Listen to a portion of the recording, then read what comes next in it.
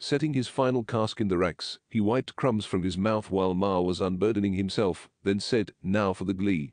Feet clattered on the stairs, and Ewan Finger half fell into the cellar in his haste, his pudgy face shining with eagerness to impart his news.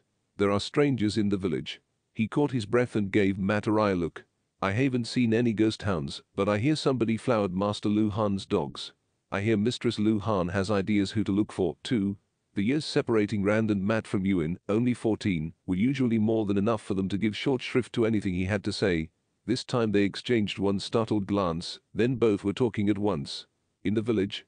Rand asked. "Not in the woods?" Right on top of him, Matt added, "Was his cloak black? Could you see his face?"